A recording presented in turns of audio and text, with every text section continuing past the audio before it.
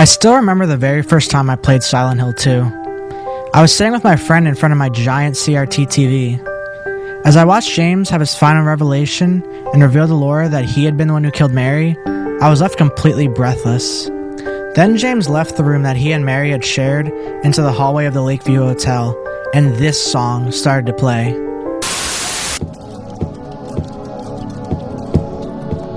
It was at this moment I realized that Silent Hill 2 was undoubtedly one of my favorite games I had ever played. That was probably 7 years ago at this point, but I still come back and play Silent Hill 2 about once every year, and every time I'm astonished at what an amazing game it is. So you would think that when I heard that Silent Hill 2 was getting a remake, I would be ecstatic, but I wasn't. I was just completely and utterly disappointed. I hate remakes, and it's not just because I'm some boomer who wants to hate on new things. When I heard that Silent Hill 2 was being remade, it was like a stab in the heart. I stayed quiet though. Then I saw that both Persona 3 and Metal Gear Solid 3 were both being remade as well.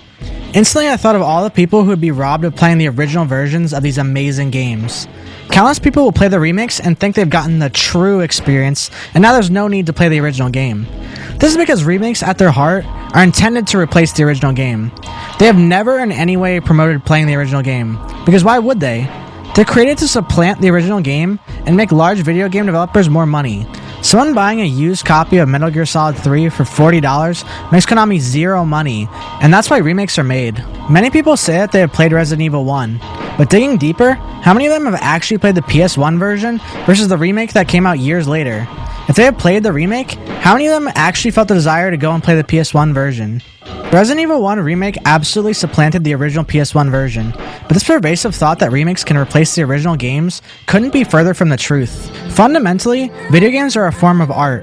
No matter what the idiotic boomers say about them, they are absolutely artistic expressions that can touch people deeply.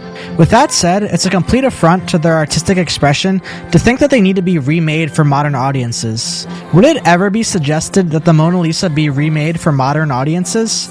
Absolutely not. Well, some idiots might try, but fundamentally, art is a product of its time, and that's why it shouldn't be completely remade from the ground up to appease modern audiences. Looking at a good piece of art is like traveling back in time, and video games are no exception to this. When you load up a PS1 game and that startup sound hums,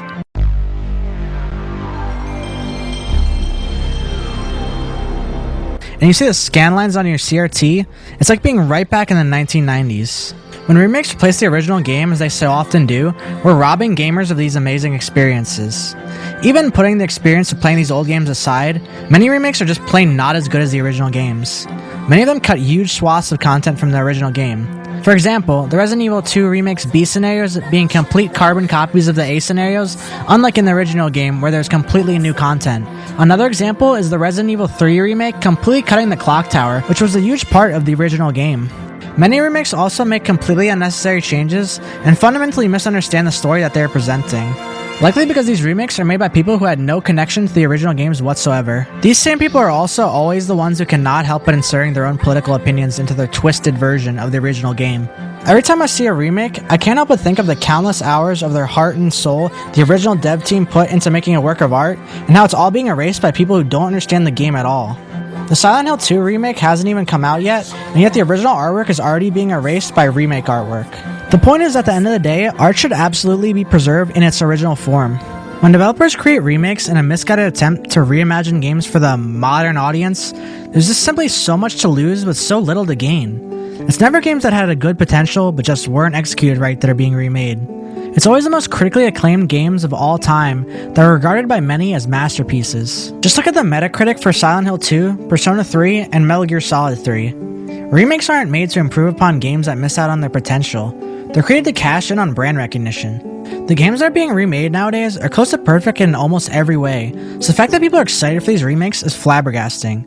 When a perfect game is remade, there's so much to lose in story, atmosphere, music, and gameplay with relatively so little to gain. And that gain is pretty much only in the graphics department.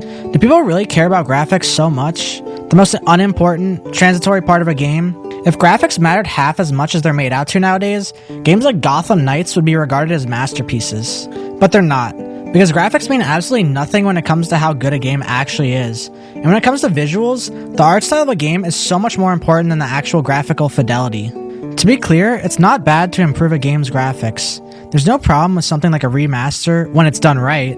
The Silent Hill 2 Enhanced Edition is regarded by many as a definitive way to play the game, and it's basically a remaster at this point with how much they've improved the graphics from the original. But remakes are not the same as a remaster. They shouldn't even be called remakes when they're really reimaginings of the entire game most of the time. Nothing will ever make sense about why people would want games that are so close to perfection completely reimagined from the ground up. Why mess with perfection? Let's be honest as well, with Bloober Team in charge of Silent Hill 2, there's so much that would probably be messed up. I have to say though, with Masahiro Ito and Akira Yamaoka both overseeing the project, there is some hope. The thing is that remakes are paradoxical in and of themselves. It makes little to no sense that people who actually enjoy these games would be calling for them to be remade. If these people really enjoyed the games, if they truly love these games, they would just go back and play them if they really wanted to experience the game again. It really only makes sense if someone didn't like the game that they would ask for it to be remade. If they simply wanted better graphics, they would just have asked for a remaster. If a person thinks that a game should be completely reimagined from the ground up, how can they call themselves a fan of that game?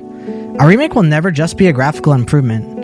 When a game that's 20 years old like Metal Gear Solid 3 is remade, it'll be changed in a myriad of ways besides the graphics. The atmosphere, general art design, gameplay, and thought process behind the game will be changed, especially when the mastermind behind the entire series is no longer involved in creating the games. The paradox of remaking games is that because true fans of the game love the game deeply, they would never want it to change. If someone dislikes the game and wants it to be remade to fit their tastes, how can they truly be a fan of the game? Yet everyone knows that these remakes are not made for the real fans. These remakes are made for people who either pretend to be fans to fit in, or are secondaries from something like Dead by Daylight. They saw the design of Pyramid Head and thought he was cool looking, but never actually played the game because they have never given retro games a chance. This is probably an overly harsh generalization. There are likely some people who also just get caught up in the hype for the shiny new game. When I criticized the Dead Space remake, I got a lot of flack, and it's very likely a lot of those people had indeed played the original. Even though the Dead Space remake changed many significant plot points, removed the silent protagonist, and had much worse sound and art design, people who were caught up in shiny new graphics insisted that these criticisms were wrong, that these were improvements. But if they needed all these changes to enjoy the game, were they really even fans in the first place? The people making remakes care neither about the games they're making, nor the original fans of the series. They care only about money. This is why constantly the phrase, updated for the modern audience, is thrown around. What about the original audience who loved the game? They're for the most part completely disregarded, and the game is changed to appeal to the widest possible modern audience. It's definitely not a bad thing for games to appeal to a lot of people, but many games lose their core vision trying to appeal to a broad, modern audience.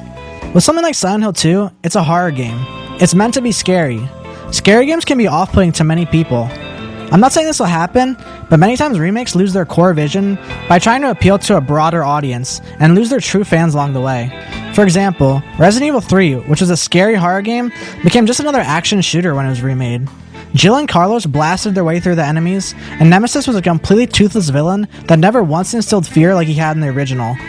Not only do remakes often lose their core vision for the game, but they often completely erase the context of the games. Since remakes are only made of the most critically acclaimed games, they often remake games that were sequels in a long series. The people who play Silent Hill 2 Remake will have zero context as to what the town of Silent Hill even is. They'll have no idea about the cult or what happened with Alyssa. If they do explain this, it will be through an exposition dump that'll have nowhere near the gravity of playing the original game.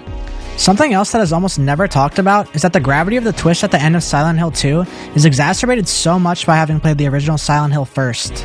In Silent Hill, the protagonist is Harry Mason, an everyman who's just searching the town for his adopted daughter. At the end of the game, he rescues his daughter from an evil cult. So when gamers first started Silent Hill 2, they expected the same exact thing. Surely James was a good guy, just looking to save his missing wife from the cult as well. I'm not sure if it was just me, but it never occurred to me that James could be the bad guy, that he could be the one who killed his wife, until I watched that tape. I'm sure that my perception there was largely influenced by playing Silent Hill 1 first. So the twist at the end of the game truly was mind-blowing for me the first time I played it, and it was a masterful subversion of the player's expectations. I could go on about how remakes erase the context of games.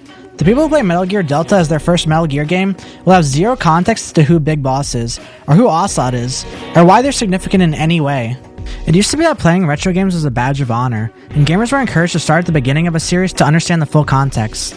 Now remakes have taken over, and they're erasing both the original experience and the context of these great series as well. The worst part of remakes, though, beyond question, has to be the way that they are creating stagnation within the gaming industry. When I saw the Silent Hill F trailer, I was so excited. A new game in the Silent Hill IP. Something that looks fresh and original, with a completely different take on Silent Hill that I've never seen before. But was that what anyone was talking about? Of course it wasn't. It was just people fawning over the Silent Hill 2 remake. Most gamers are likely forgetting that there was an era where critically acclaimed, original, AAA games were coming out monthly that were revolutionizing gaming. Games that were completely new IPs, that did things completely differently. Even Silent Hill 2 is a perfect example. The story of Silent Hill 2 was completely different than Silent Hill 1, and its monster designs were completely different as well. In fact, they were so different that the game got some backlash when it first released in Japan. But these risks were absolutely worth taking, as they gave us some of the greatest games of all time. For great games to be made, creativity has to be allowed to thrive, and developers need to allow new ideas to come to the forefront. Nowadays, though, it seems companies are so risk-averse that they prefer to just keep pumping out the same boring, formulaic trash. They stick to remakes because they know it's a guaranteed return on investment. They cash in on their brand recognition to rehash the same games over and over again. Gaming has become something that is dictated by the shareholders instead of the creative minds. As the cycle of rehashing old favorites continues, it will not only destroy retro gaming as more and more people decide to play remakes and never give the original a chance, but it will also destroy the modern gaming industry. Gamers will get less and less original content, and developers will become more and more risk-averse, deciding to take the easy money from cashing in on remakes instead of giving us new original games that could even be held in the same breath as a game like Silent Hill 2. Hey guys, thanks so much for watching. Let me know in the comments what you think. Do you enjoy remakes, or do you agree that they're ruining the gaming industry? If you liked the video, make sure to like, comment, subscribe. If you disliked it, make sure to drop a dislike and leave a hateful comment. As always, I love you boys. Thanks again for watching, and I'll see you boys next time.